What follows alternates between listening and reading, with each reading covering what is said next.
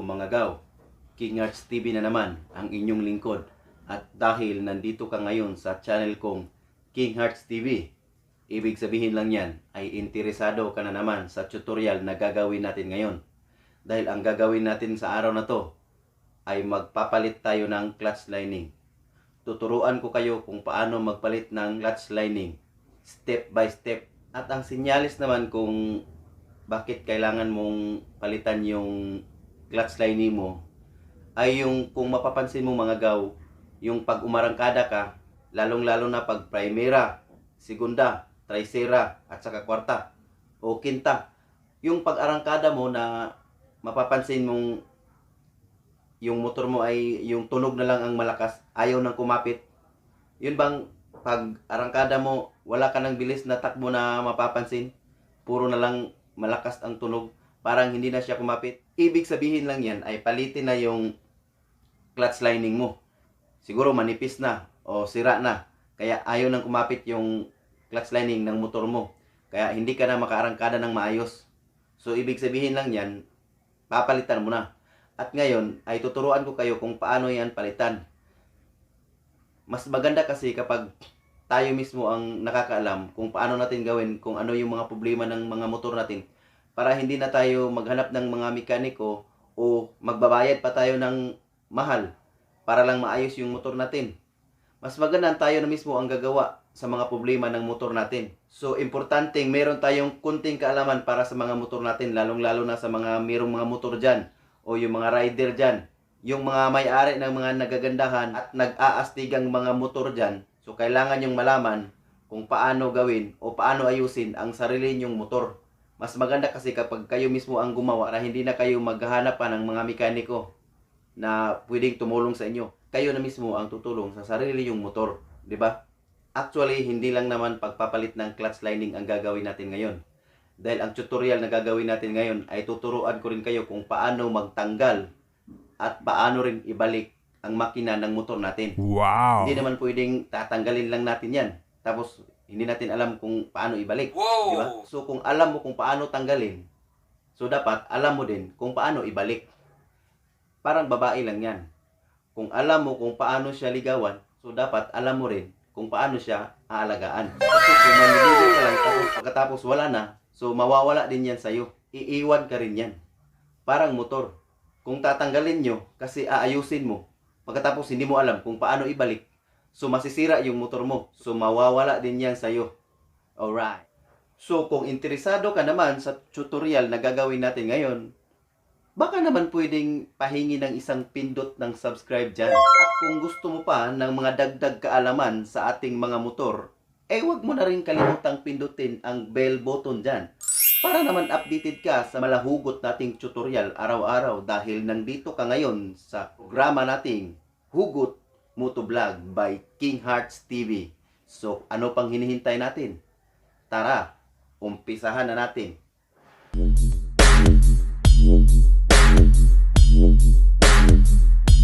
So yan mga gaw, ito po yung motor na gagawin natin ngayon.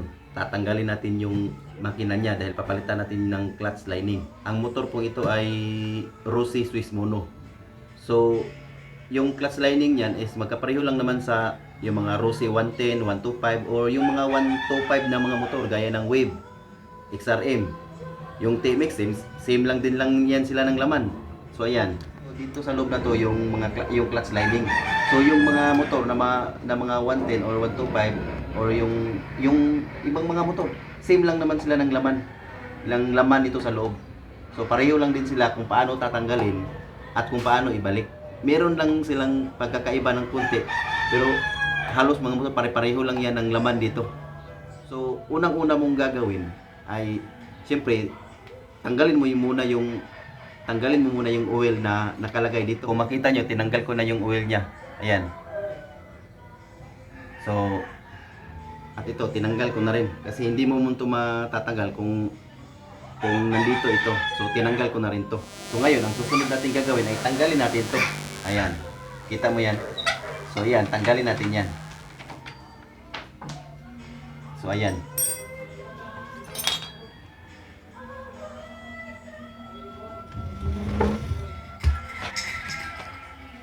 So para makita nyo ng maayos, ilapit natin ng konti. So yan mga gaw, tanggalin natin to ang cover nya. Meron yang 8 bolt ito. 1, 2, 3, 4, 5, 6, 7 at saka 8. So tanggalin natin yung bolt na yan. Yan. Gamit pala natin ay number 8 na tools. Yan.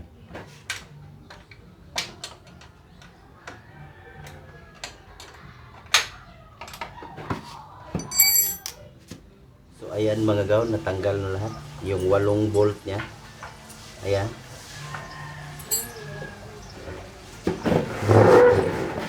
So ito, hindi mo na to tatanggalin. Hayaan mo na lang dyan. Yan. Ito, tatanggalin natin to. So itong mga bolt dito, walang connection yan sa loob. So okay lang yan, nandyan yan. Hindi mo na yan tatanggalin. Yung mga bolt yan, yung 3 bolt yan. So ngayon tatanggalin natin to, dahan-dahanin natin ganyan.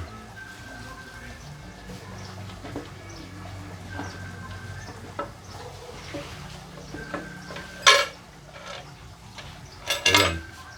Pag tinanggal mo yan, ayan. Ito yung laman niya. So ito, pag tinanggal mo to, matatanggal nito kasi nakakabit lang yan dito. Ayan. Ganito lang kasi yan. Yan, ganyan lang yan posisyon. So pagtatanggalin mo to, pagbunot mo nito, matatanggal na rin yan. So kunin na natin.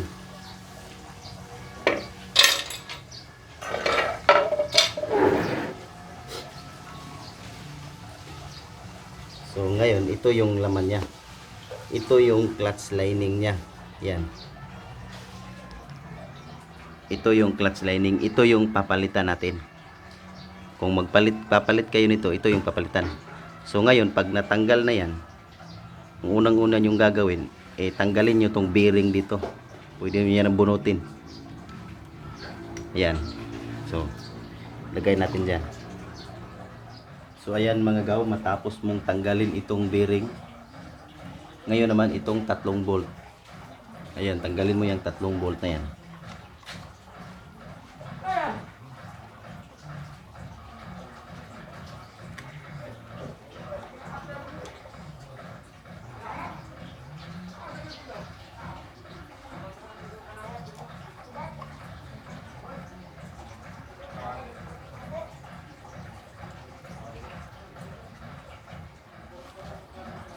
Ayan mga gaw, natanggal na.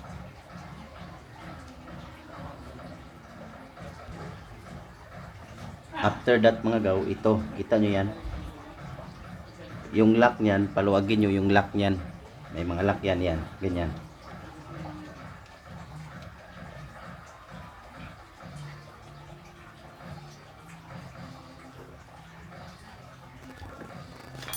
Ngayon, tanggalin nyo to. Ayan. Kung wala kayong gamit, ganito na lang. Ayan, ganito na lang pagtanggal yan.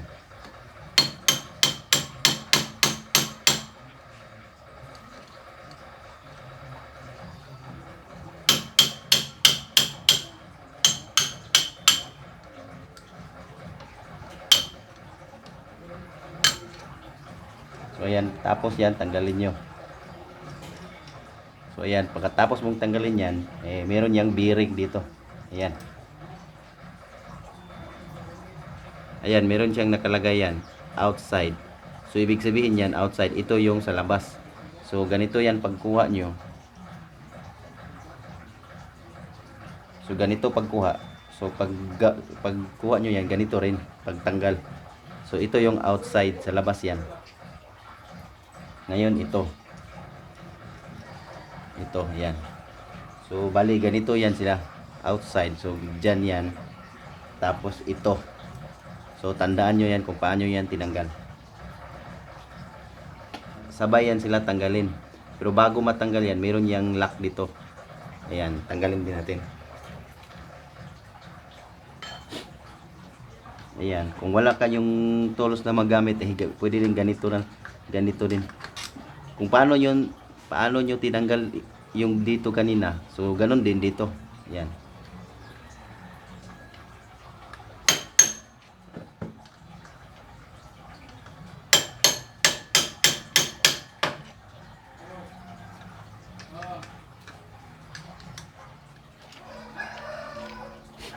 So ayan mga gaw, natanggal na. Mas maganda mga gaw, meron kayong gamit pantanggal nito. Kasi kung yung process na gagawin nyo ay gaya sa akin, kaya ito ang mangyayari, o masisira yung gilid-gilid niya. Sayang. Ayan. Ayan, nasisira. Dito sa kabila, ang ganda oh. Pero dito, nasira dahil screwdriver lang ang pinantanggal ko dito. So ngayon, pagkatapos mo itong tanggalin, meron yan sa loob dyan na bearing din. Ayan.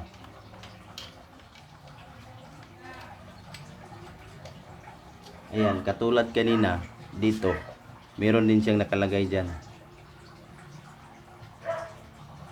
Outside. So, kung paano mo yan tinanggal, so pagbalik mo, ganun din outside. Ito yung sa labas. Ito yan. Ngayon, tanggalin natin tong sabay. Pero bago mo matanggal to, meron tong nakalak dito. Ayan. Ito kasi dito yung pangsangga ng oil. Ayan, maraming oil dyan sa loob. Kasi yung oil na to, yung nagbibigay ng oil dito sa mga to. Yan.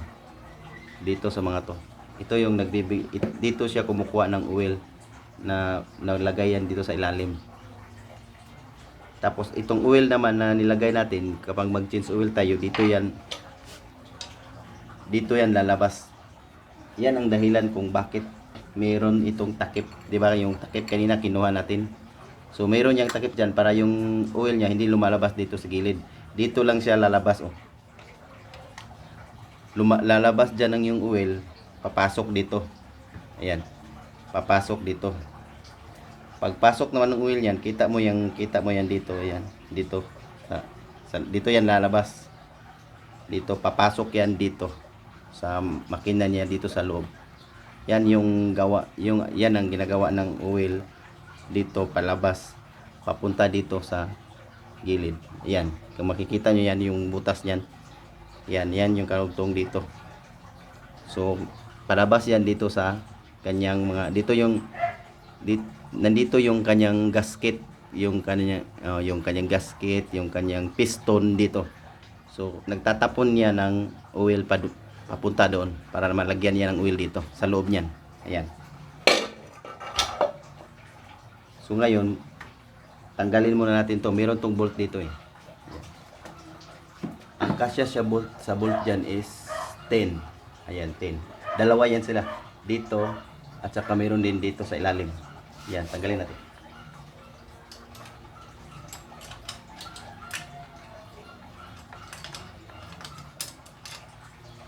So, ayan yung isa. At nandito pa yung isa. So, ayan na po yung dalawa. Ngayon, ito, meron tong oil dyan. So, pag tanggal mo to, isabay mo ito. Kasi may oil dyan sa loob. Ganyan, hugutin mo lang. Ayan. So, natanggal na.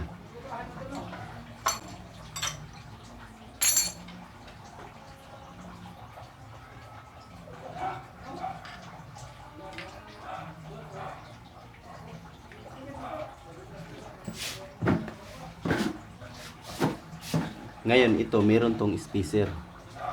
Pero kung hindi mo naman kailangang ayusin yang dyan lahat, so hayaan mo na. Hindi mo na to kailangan tanggalin. Dyan lang yan siya. Pero kung kailangan mong linisin, pwede mo linisin ng mga yung gasolina dyan. Ito, linisin mo yan lahat. Pero kung hindi naman importante, so okay lang. Ito lang yung clutch lining yung papalitan natin. So ito, hayaan mo na yan. Huwag mo na yang tanggalin dyan. So ayan mga gaw, ito na yung lahat ng part na tinanggal natin. So ayan, linisin mo yan lahat. Kung magpapalit ka ng nitong clutch lining, linisin mo yan lahat. Gasolina, pwede mong panlinis dyan. Nasa sayo na yan. Pero kung hindi naman, ito namang clutch lining, so ito lang yung tanggalin mo. So ngayon, para naman mas malinis siya, tanggalin mo to. Ayan, hugutin mo yan. Hugutin mo to para makita mo kung anong laman.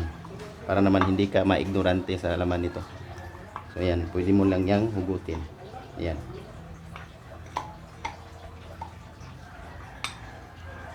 Ayan, dahan-dahan ka sa pagtanggal nito kasi meron yang bearing din dito. Iwan ko kung anong tawag nito. Dito yan sa loob. Ayan. Dito yan sa loob. Paglagay mo yan dyan, ganyan yan. So ganyan. So para ano, para pwede mo itong linisin. Ito, tingnan mo ito. Isa din sa dahilan kung bakit ayaw nang umarangkada yung motor mo, dahil napudpud na itong dito sa gilid. Ayan, ito lahat napudpud na. Pero ito, okay pa naman to. So ibig sabihin, clutch lining yan. Clutch lining lang yung sira. So ayan, okay pa naman, maganda pa naman. So hindi pa natin papalitan yan. So ito, pwede mo na din itong linisin. Linisin mo yan ng gasolina kung gusto mo. Ayan. So hindi mo na yan natin kailangan. Pero kung hindi mo naman importanteng gamitin yan, so ibalik mo na lang. So o di kaya pagkatapos mong linisin, ibalik mo. Ganyan. Ganyan yan. So pagkatapos, dito tayo. Dati kasi nung nakaraang buwan, pinapalitan ko to sa mekaniko yung clutch lining. Ayan. Ngayon ko pa nakita, nasira pala to, naputol pala. Kaya pagtanggal nyo nito, kung magpapalit kayo ng clutch lining, pagtanggal nyo nito, dahan-dahan nyo pagtanggal, kasi baka ganito ang mangyayari. Yung gumawa nito, yung pinagawa kong mekaniko, ayan yung nangyari, na naputol. Meron kasi yung spring dito sa loob. Kung magpapalit kayo ng clutch lining, tanggalin nyo itong 4 na to. Kasya ito sa tools na number 10. Yan. Number 10. So tanggalin mo yung 4. Ay, 4. Dahan-dahanin mo lang para hindi maputol. Gaya nito, putol na. Sa pagtanggal nyo pala, unahin nyo yung dito at saka dito. Huli mo yung dalawang yan. So unahin mo. Kahit saan, kung ito yung unahin mo, pwede. O di kaya ito yung unahin mo. Basta hindi yung ito at saka ito, hindi pwede yan kasi masisira yan, mapuputol gaya nito. So unahin mo ito. So kasunod ito at saka ito. Ayan, pagkatapos mo yan makuha ito. Ayan. Ito yung 4 na spring nya. So kung gusto mo, hugasan mo ng gasolina yan para malinis siya. Ayan. So ngayon, ito yung tanggalin mo. Mahuhugot lang yan. Ayan, ganyan. Ayan. Pagkatapos, ito, tingnan mo nyo mga gaw. May 3. Ito yung 4 na clutch lining nya. 1, 2, 3, 4. Nakalihis yung isa. Iwan ko kung bakit nakalihis. Ganyan na yan. So pagtanggal mo, ganyan din yung paglagay. Nakalihis din. Yan. So tanggalin na natin to. Yan. So ayan. Ayan. Ayan.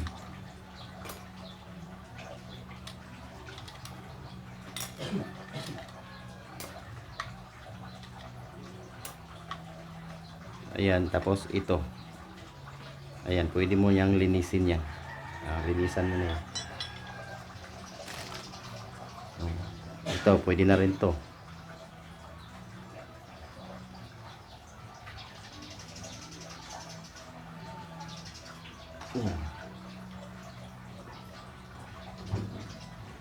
Tapos yan ay ibalik mo dyan. So ngayon, papalitan mo itong clutch lining. Itong sa akin, hindi ko na to papalitan kasi noong nakarang buwan ko pa yun pinalitan nyo. Kita nyo makapal pa. Pinapalitan ko yung mekaniko. Yan ang dahilan kung bakit ito nasira o ngayon ko pa napansin. So ngayon, pinapakita ko lang sa iyo kung paano magpalit nito. So ganyan. So kung meron kayong ganito, yung sa XRM 110, 125 Wave o di kaya TMX, so magkapareho lang sila ng sukat nito. So yan yung papalitan nyo.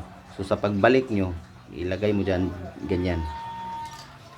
Pagkatapos mong sample, meron ka ng ganito, so ipalit mo. So ibalik mo na yan dito.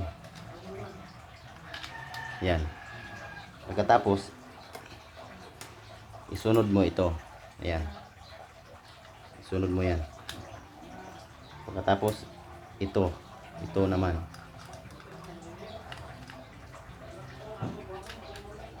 Tapos ito. Tapos ganito.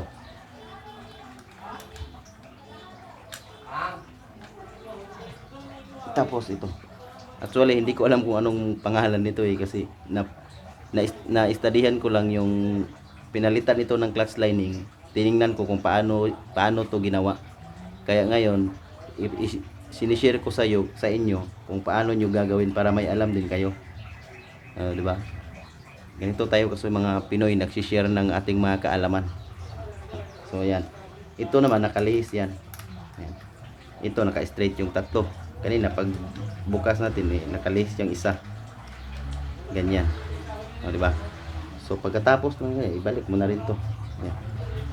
I-straight mo lang yan lahat. Ganyan. Ayan.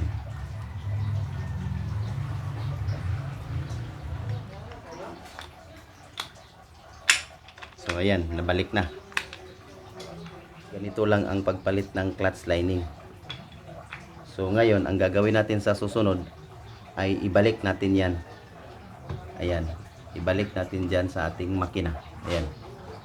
Kaya lang, dahil hindi makasya sa video kahit masyadong mataas, so dito lang muna tayo. Sa pagpapalit lang muna tayo ng clutch lining. Pagkatapos nyan, yung part 2 naman, yung pagbalik. Ganyan. So doon tayo sa part 2 sa pagbalik. So ayan. At so ayun mga gaw, meron na naman tayong natututunan sa araw na to kung paano magpalit or paano mag-install ng clutch lining ng ating motor.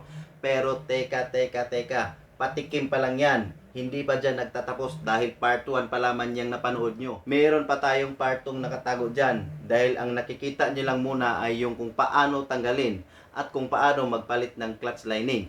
So, alangan naman hanggang dyan lang tayo, di ba? Siyempre, merong ending yan. Merong kung paano ibalik yan, di ba? Alangan naman tatanggalin natin tapos hindi natin ibalik. So, dahil kinulang tayo sa oras, kaya hanggang dito na lang muna tayo sa part 1. Hanggang dito na lang muna tayo sa pagpalit ng clutch lining. Next video natin ay kung paano natin tanggalin yan. Kaya tuloy-tuloy lang kayo sa panonood dyan dahil marami pa kayong malalaman at marami pa akong mga tutorial na ibibigay sa inyo o isi-share sa inyo para kaalaman nyo. Kaya tuloy-tuloy lang tayong mag-subscribe. Tuloy-tuloy lang din tayo sa panonood. Kaya mga gawins, ano pang hinihintay nyo? Subscribe na kayo dyan. Huwag nyo nang patagalin yan. Kanina pa kita sinasabihang mag-subscribe. Hindi ka naman nakikinig. Napupuno na ako sa'yo. Isang beses ka na lang. Putang ina, shit! Joke lang yon. Pang good vibes lang yan mga gaw. Hindi naman tayo pwedeng puro na lang seryoso. Magpatawa muna tayo syempre. Dahil ang programa natin Hugot Moto Vlog, hindi lang ito para sa mga seryoso, para rin to sa mga gaya nating masayahing tao. Dahil sabi nga nila, laughter is the best medicine. Kaya tawa lang tayo ng tawa, huwag tayong puro seryoso. Kasi kapag magsiseryoso tayo, iiwan lang din tayo. Alam ko na naiiwan mo rin ako sa bandang muli. Joke lang yon. Kaya mga gaw, salamat sa panonood.